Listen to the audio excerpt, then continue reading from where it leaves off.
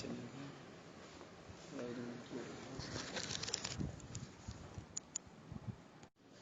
جی السلام علیکم ورحمۃ اللہ وبرکاتہ.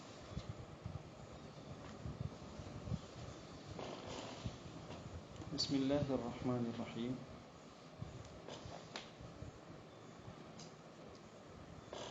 اور خوش آوازی سے پڑھنا امر زائد مستحسن ہے. خوش آوازی کو ہم سن رہے تھے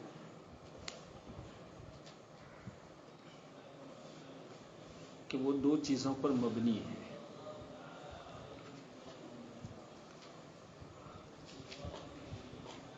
ہم نے جب تجوید کی تعریف پڑھی تو وہاں یہ پڑھا کہ تجوید نام ہے تین چیزوں کا: مخارج، صفات لازمہ اور صفات عارضہ. معلوم ہوا اس میں خوش آوازی تو ہے ہی نہیں، لہذا اصل تجوید میں خوش آوازی داخل نہیں ہے. حسن قرات یا قرات کی تحسین یہ اصل تجوید میں داخل نہیں ہے.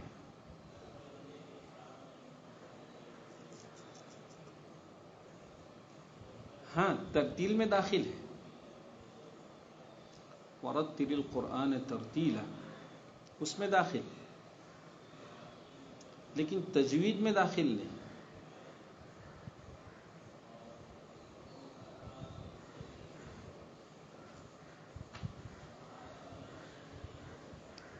اس لیے مصنف رحمۃ اللہ علیہ نے فرمایا خوش آوازی سے پڑھنا امر زائد ہے.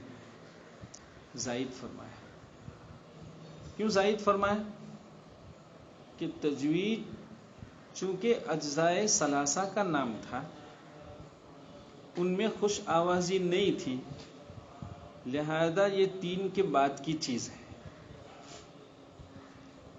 اس لیے اس کو فرمایا زائد.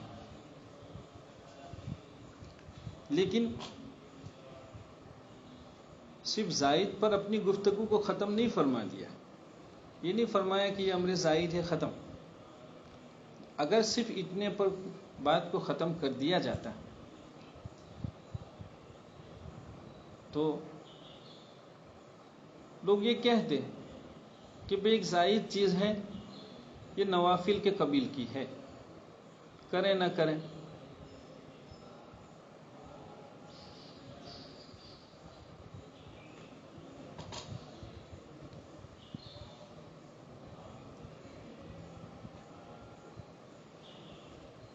اور یہ ایسا کہنا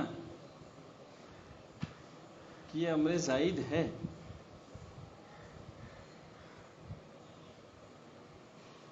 یہ منشأ الہی اور منشأ نبی صلی اللہ علیہ وسلم کی غلط ترجمانی تھی.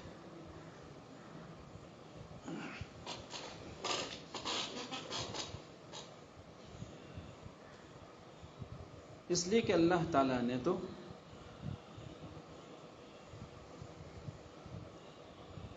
اپنے محبوب صلی اللہ علیہ وسلم کی زبان سے کیا کہلوایا؟ اللہ اشد اذنا للرجل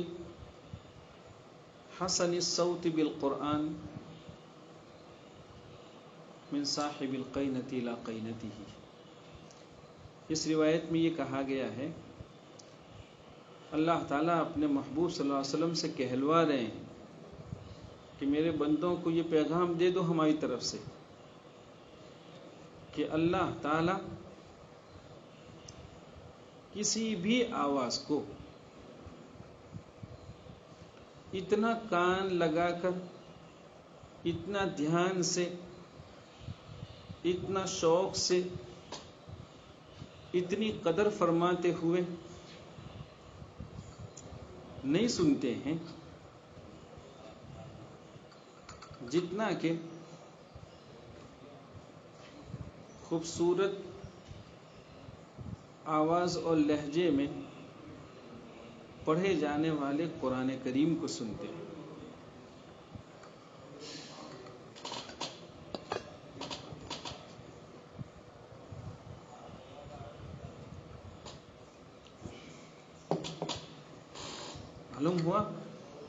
کہ خوش الحانی والی جو قرات ہے، اس قرات کو سننے کا اللہ تعالیٰ کو سب سے زیادہ شوق ہے۔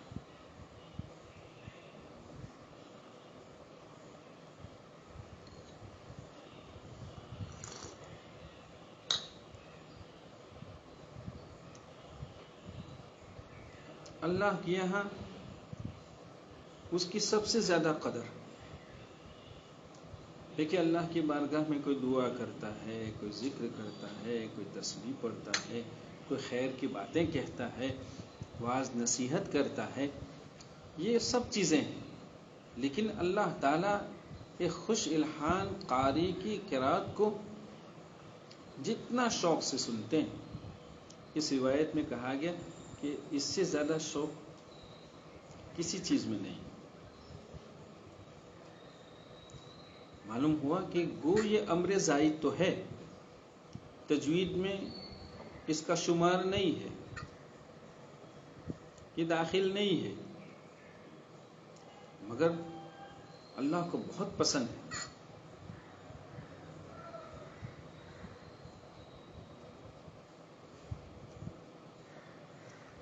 اور وہی جب کوئی اللہ کو اپنا محبوب بناتا ہے، اپنا آقا خیال کرتا ہے، مالک خیال کرتا ہے، تو محبوب کو اور مالک کو کیا پسند ہے، غلام کو اور محب کو اس کی تلاش رہتی ہے کہ میرا آقا کیا پسند کرتا ہے، بس وہی کام کرتا ہے، ایسی چیزوں کو تلاش کر کے لاتا ہے۔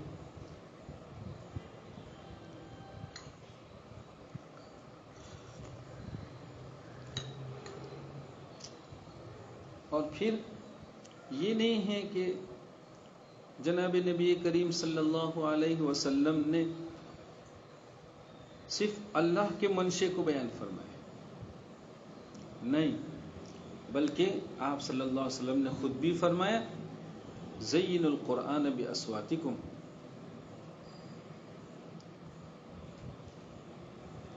کیوں؟ اس لیے کہ نبی کا منشا وہ دراصل منشے خداوندی ہوتا ہے، تو آپ نے فرمایا زین القرآن باصواتکم، تم قرآن کریم کو اپنی فطری آوازوں میں مزین کرو۔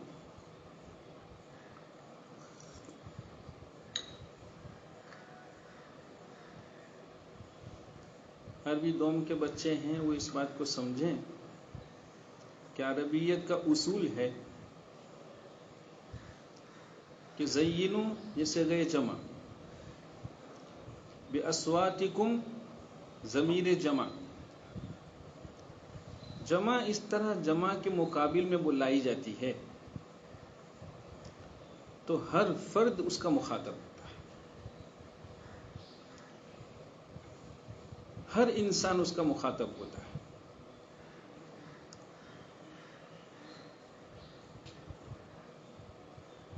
اس سے ہم یہ بتانا چاہ رہے ہیں کہ آپ صلی اللہ علیہ وسلم نے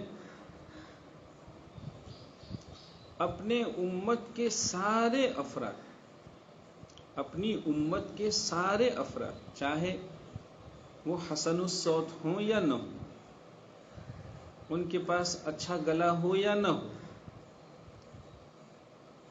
ان کی آواز عمدہ ہو یا نہ ہو، ہر کسی سے یہ فرمایا کہ تمہارے پاس جو کچھ ہے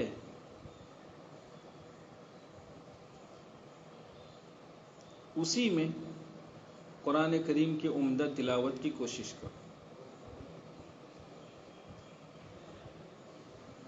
آپ نہیں دیکھتے ہیں بچے، دیکھو اس کو سمجھو، اللہ کا کوئی بندہ ایسا ہے کہ جس کے پاس بہت مال ہے، وہ بہت بڑا محل بناتا ہے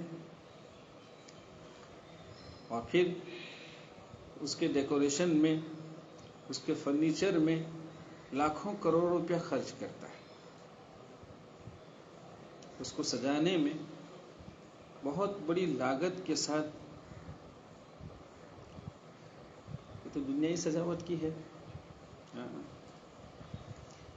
اچھا، جس کے پاس اتنا نہیں ہے وہ اپنی سکت کے مطابق بناتا ہے، مگر وہ بھی کوشش کرتا ہے کہ اس کے گھر میں اس کی استطاعت کے بقدر فرنیچر ہو۔ ایک مزدور پیشہ ہوتا ہے، جس کو ہمارے یہاں دبلا کہہ لیجیے، مزدور پیشہ ہوتا ہے، اس کے پاس صرف جھونپڑی ہوتی ہے، لیکن وہ اپنی جھونپڑی کو بھی صاف ستھرا رکھنے کی اور حسب استطاعت اس کو سجانے کی کوشش کرتا ہے۔ آپ ہمارا منشا سمجھ رہے ہوں گے۔ زین القرآن باصواتکم میں یہ کہا گیا کہ ہر ایک اپنی استطاعت کے بقدر اس کی تزیین کی کوشش کرے۔ جس کے پاس بہت عمدہ آواز ہے وہ سب سے اعلیٰ درجے کی تزیین کر سکتا ہے، اور جس کے پاس آواز اتنی عمدہ نہیں ہے تو چاہے وہ اس معیار کی تزیین نہ کر سکے، مگر نفس تزیین تو ویسے بھی ہونی چاہیے۔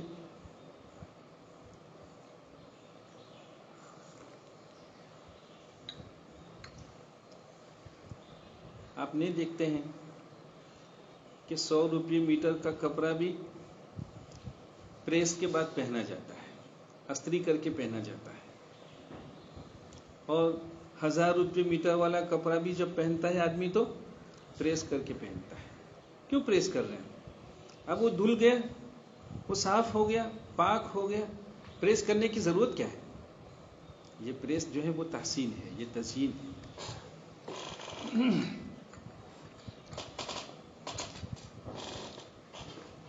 اور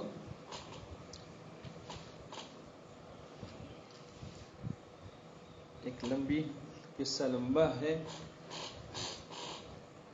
جب جناب نبی کریم صلی اللہ علیہ وسلم اس دنیا میں تشریف لائے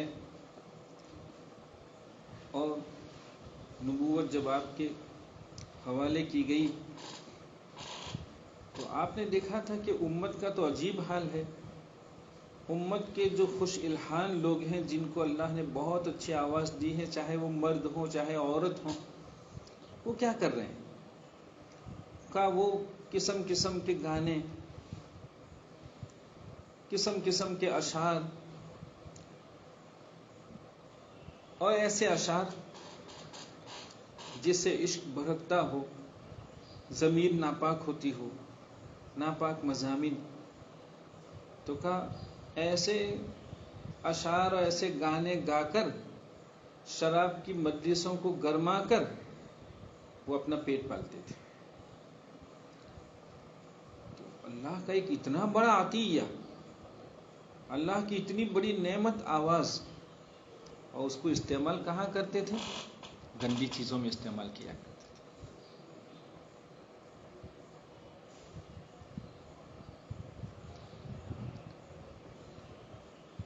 مگر چونکہ عرب کے مزاج میں تھا، عرب کا حال تو یہ تھا کہ وہ گانے کے ایسے دلدادہ تھے اور اتنے گرویدہ تھے کہ اس کے لیے سب کچھ لٹا دیتے تھے۔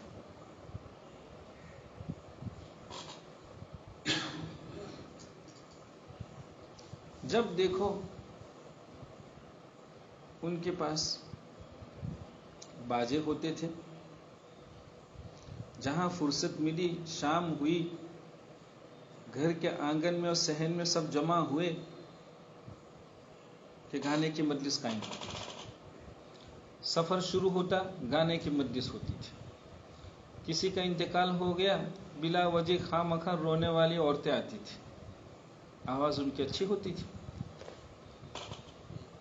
عرب انہی چیزوں میں ڈوبا ہوا تھا، تو اللہ کے رسول صلی اللہ علیہ وسلم دیکھا کہ ہاں ان کے مزاج میں تو گانا ہے۔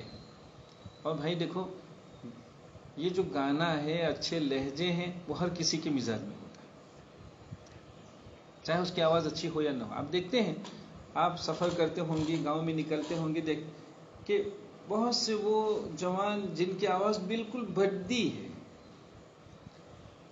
یعنی کیا کہیں، جانور کے ریوڑ میں چھوڑ دیا جائے تو کوئی سمجھے گا نہیں کہ یہ جانور کی آواز ہے یا انسان کی آواز ہے، لیکن وہ بھی اپنی پسند کا گانا گا رہا ہے، گانا گاتے گاتے جاتا ہے. کیوں؟ گانا، اچھی آواز، یہ انسان کے اندر کی مانگ ہوتی ہے.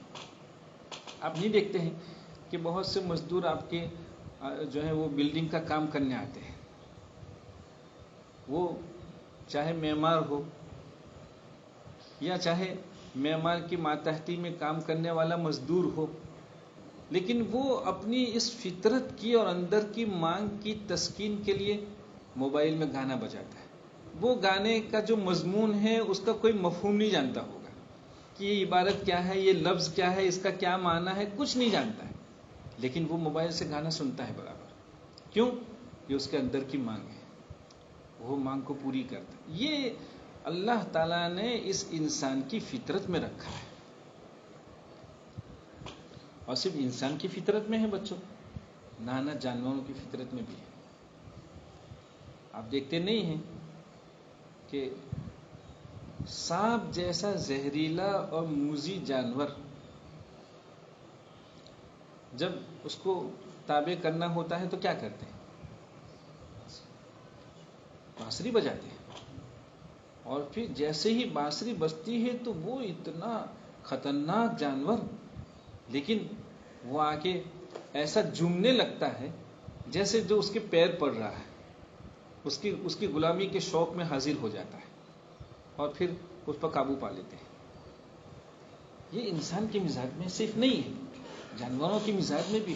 یہی وجہ ہے کہ حضرت داؤد علیہ السلام کے باب میں ہے کہ جب آپ اپنی خداداد معجزے کے انداز کی آواز، معجزہ کیا؟ ہر نبی کو معجزہ ملا ہوتا ہے. معجزہ کیا ہے؟ ایک ایسی چیز ہے جس کو اس دنیا کا کوئی بھی فرد چیلنج نہیں کر سکتا، اس کی مثال پیش نہیں کر سکتا. وہ صرف نبی کو ملا ہوتا ہے. اس سے کسی بھی نبی کی فوقیت اور نبوت ثابت ہوتی ہے. حضرت داؤد علیہ السلام جب اپنے اس معجزے کے انداز کی خوبصورت آواز میں زبور کی تلاوت فرماتے ہیں تو جیسا کہ مفسرین نے لکھا ہے کہ آپ زبور کو 70 لہجوں میں تلاوت کرتے تھے. 70 لہجے، 17 نہیں.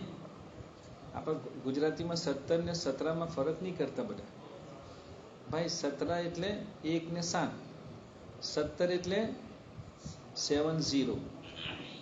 حضرت داؤد علیہ السلام 70 لہجوں میں زبور کی تلاوت فرماتے تھے.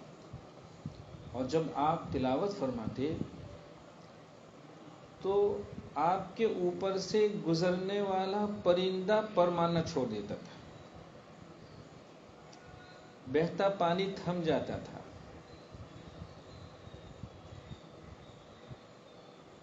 کبھی آپ کی آواز میں اتنا حزن اور ایسا سوز اور ایسا درد ہوتا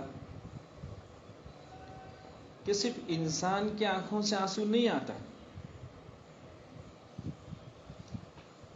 شجر اور حجر بھی رونا شروع کر دیتے تھے.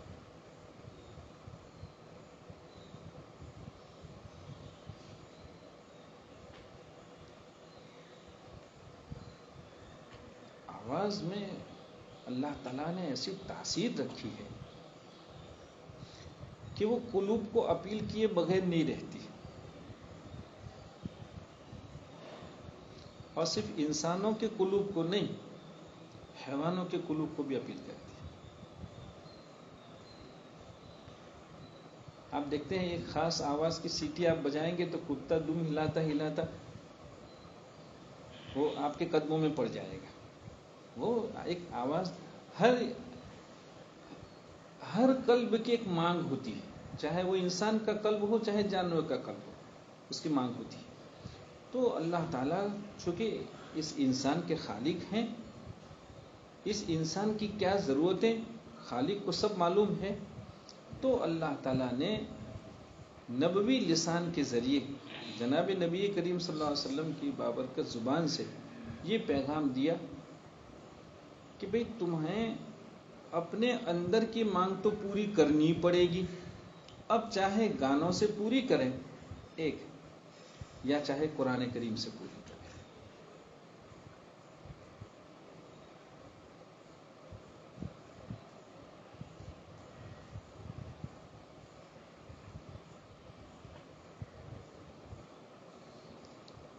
آپ نہیں دیکھتے ہیں کچھ دنیا ہوتی ہے جو گدلا پانی بھی پی لیتے ہیں۔ دیکھو جانور اپنی پیاس کسی بھی پانی سے بجھاتا ہے، انسان ہے اس کی شرافت کا مقتضا ہے، لہذا وہ صاف ستھرا پانی پیتا ہے۔ پھر انسانوں میں ایک اور اچھا طبقہ ہوتا ہے جو فلٹر پانی پیتا ہے، پھر فلٹر بھی الگ الگ معیار کے، اور کچھ ایسے خوش قسمت بندے ہوتے ہیں جن کو ہمیشہ زمزم نصیب ہوتا ہے۔ پیاس ہر کسی کی بجھتی ہے، تو گانوں سے پیاس اندر کی نہیں بجھانا ہے، اندر کی مانگ گانوں سے پوری نہیں کرنی ہے۔ اس سے کیا ہوتا ہے؟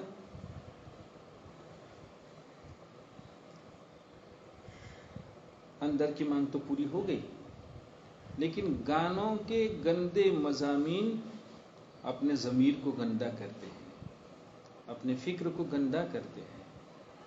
آپ صلی اللہ علیہ وسلم چونکہ رحمت للعالمین ہیں، آپ اس کو کبھی برداشت نہیں کر سکتے کہ میرے کسی امتی کا ضمیر گندا ہو جائے۔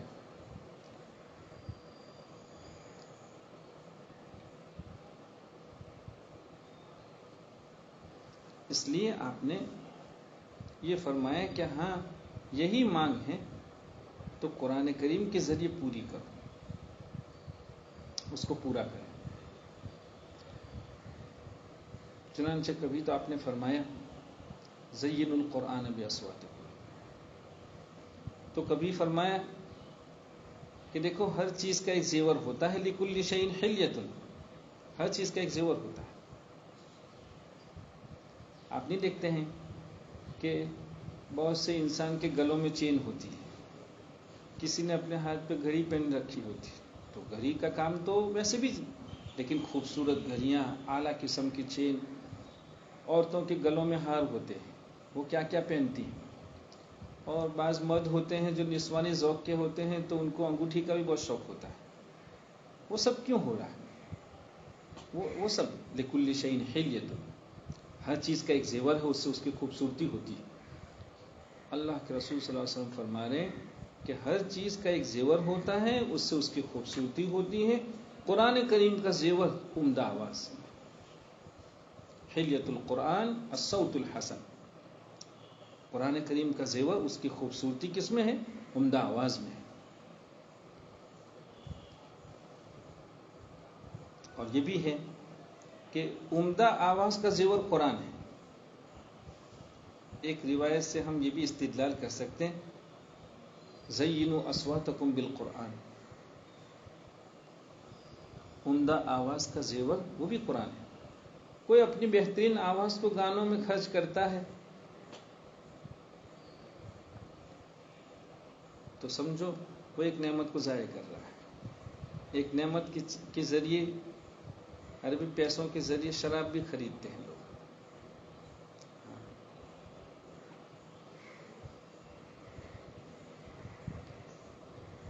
لکل شیء حلیۃ۔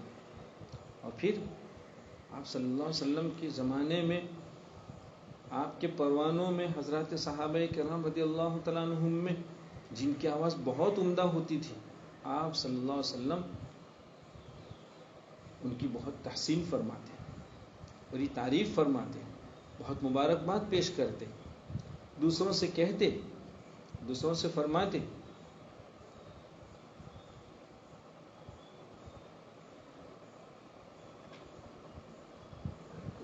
بہرحال ایسا سمجھیں کہ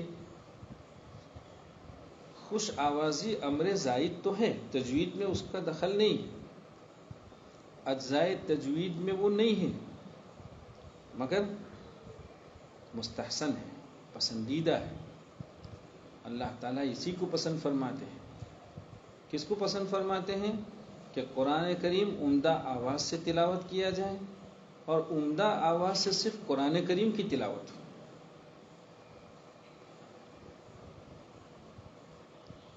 اس لیے مصنف رحمۃ اللہ علیہ نے، ہم یہاں بات کو سمیٹ لیتے ہیں، مصنف رحمۃ اللہ علیہ نے فرمایا امر زائد ہے لیکن پسندیدہ ہے، مستحسن ہے، پسندیدہ ہے۔ کس کا پسندیدہ؟ آپ صلی اللہ علیہ وسلم کا پسندیدہ، اور کس کا؟ اللہ رب العزت کا پسندیدہ، اور کس کا؟ جن کے ضمائر صاف ستھرے ہیں، جن میں شرافت ہے، جن کے ضمائر میں، جن کے قلوب میں گندگی نہیں ہے، ان کی پسند بھی یہی ہے۔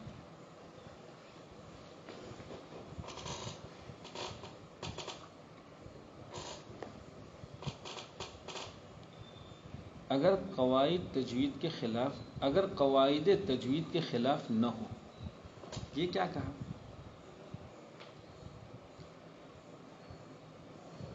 دیکھیے بات کہاں سے تھی، جملہ سمجھنے کی کوشش کریں، عبارت دیکھیے، اور خوش آوازی سے پڑھنا امر زائد مستحسن ہے اگر قواعد تجوید، یعنی پسندیدہ تو ہے، لیکن کب پسندیدہ؟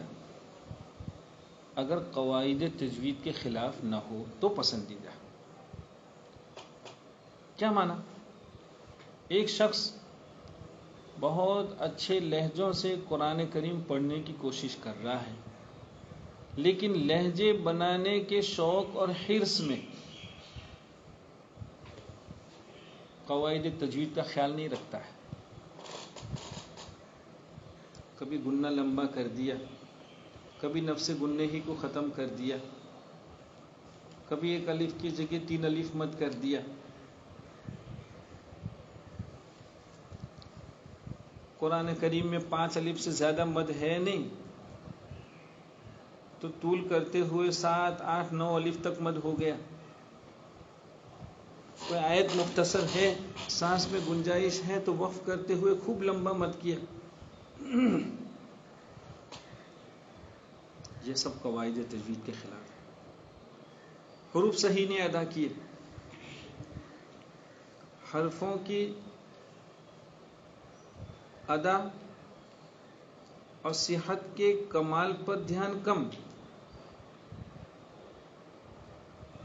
لہجوں پر دھیان زیادہ، تو فرما رہے ہیں کہ خوش آوازی سے پڑھنا پسندیدہ تو ہے، مستحسن ہے، مستحب ہے، لیکن کب؟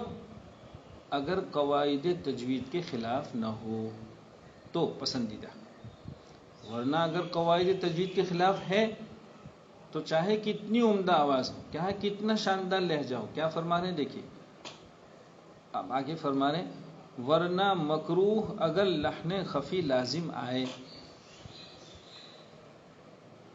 ورنہ مکروہ اگر لحن خفی لازم آئے، مکروہ پر وقف نہیں کرتے ہیں، عبارت پڑھتے ہوئے مکروہ پر ٹھہرتے نہیں ہیں، ورنہ مکروہ اگر لحن خفی لازم آئے۔ یہ کیا کہا کہ بھی بہت اچھی آواز ہے، شاندار لہجہ بنانے کی کوشش کر رہا ہے، مگر اس کوشش میں اس سے لحن خفی ہوئی، اس کوشش کی وجہ سے کیا ہو گئی؟ لحن گنہ نہیں کیا، گنہ لمبا کر دیا، مد لمبا کر دیا، طول کرنا تھا قصر کر دیا، تو کہا یہ سب لحن خفی۔ تو فرمایا کہ لحن خفی تو مکروہ ہے ہی ہے، لیکن یہ لحن خفی کیوں ہوئی تھی؟ خوش آوازی کی وجہ سے ہوئی تھی، لہذا خوش آوازی کی ایسی کوشش وہ بھی مکروہ، لحن خفی تو ہے ہی مکروہ، لیکن جس وجہ سے لحن خفی ہوئی، خوش آوازی کی کوشش، تو یہ بھی کیا؟ مکروہ۔ اور اگر لحن جلی لازم آئے تو حرام اور ممنوع.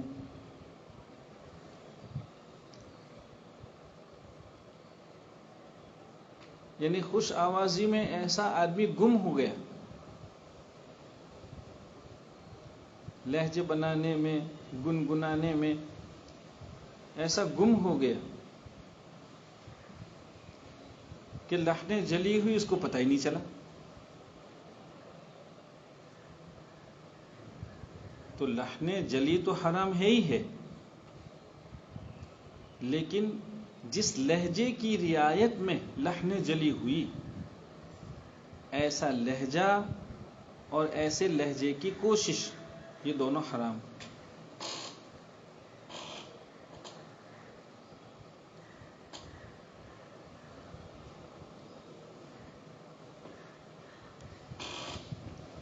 آگے کیا فرمایا؟ پڑھنا اور سننا دونوں کا ایک حکم ہے. یعنی لحن جلی کرتا ہے، جیسا کہ ہم نے ابتدائی درجوں میں پڑھا، لحن جلی کا مرتکب حرام کرنے والا. لحن خفی تو کہا وہ مکروہ، لہذا یہ کہا جائے کہ اس نے ایک مکروہ فعل کا ارتکاب کیا ہے، ایک مکروہ کام کیا. چلو فعل کا ارتکاب بھی ختم کر دیں، اس نے ایک مکروہ کام کیا. تو لحن جلی جس نے کی ہے اس نے تو حرام کام کیا، لہذا وہ حرام کام کرنے والا اللہ کی فہرست میں لکھ گیا. لیکن ایک شخص تھا جس نے اس کو لحن جلی کرتے ہوئے سنا، اور وہ سمجھ رہا ہے کہ یہ لحن جلی ہو رہی ہے، اس کے بعد خاموش، کچھ کہتا نہیں ہے. اب اگر وہ کہہ سکتا تھا، کہنے میں کوئی حرج نہیں تھا، اور پھر خاموش رہا، تو اس کو بھی اتنا ہی گناہ جتنا کہ پڑھنے والے کو گناہ. دو باتیں کہی، سننے والے کے لیے دو باتیں کہی. سننے والا یہ سمجھ رہا ہو کہ یہ لحن جلی ہو رہی، ایک. پھر سننے والا کہہ سکتا تھا، کہنے میں کوئی حرج نہیں تھا، کسی لڑائی جھگڑے کا اندیشہ نہیں تھا، اس کے باوجود وہ خاموش رہا، بے حس بنا بیٹھا رہا. تو ایسا بے حس سامع وہ بھی مرتکب حرام، اس کو بھی اتنا ہی گناہ جتنا کہ پڑھنے والے کو گناہ. یہ ہے پڑھنا اور سننا دونوں کا ایک ہی حکم ہے. ایک بہت عمدہ آواز کا حامل قاری آیا، اسٹیج پر وہ بیٹھا، اس نے پڑھنا شروع کیا، اور وہ لہجوں میں گم ہونے کی وجہ سے کئی جگہ لحن خفی کیا، جلی تو نہیں کہہ رہا ہوں، خفی کیا، اور اس پر بھی ہم نے داد دی. اس کو نہیں سمجھ آیا، ہم نے اس کو داد دی. کیا مانا؟ ایک الف مد کرنا تھا، 3 الف کر گیا. گننا 1 الف تک ہونا تھا، 3 الف تک کر گیا. مد کرنا تھا، سلیقے سے نہیں کیا. حرفوں کی صحت میں کمال لانا چاہیے تھا، وہ نہیں آ پایا، چونکہ اس کی پوری توجہ، محنت اور قوت جو ہے وہ صرف لہجوں کے لیے ہے. تو یہ ساری چیزیں نہیں ہو پائی، جس کی وجہ سے لحن خفی ہوئی. اب مجمع اس کے لہجے کو سن کے داد دیتا ہے، ماشاء اللہ، سبحان اللہ. مجمع کو سمجھنا چاہیے کہ وہ قاری تو لحن خفی کا مرتکب ہے ہی ہے، مرتکب مکروہ ہے ہی ہے، لیکن داد دینے والا بھی مرتکب مکروہ. پڑھنا سننا دونوں کا ایک حکم ہے.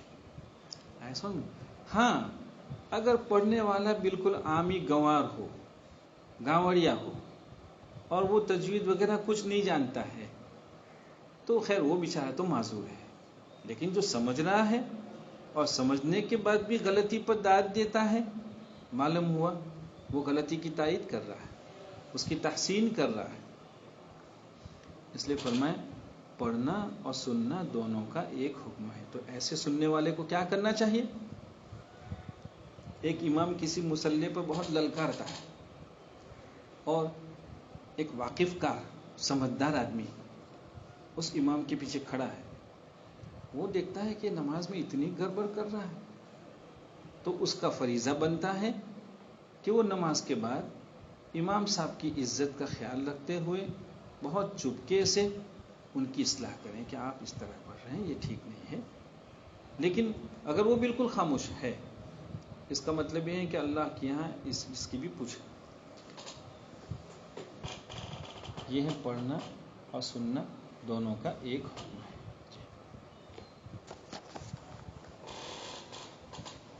السلام علیکم. کیسا کیا 6:45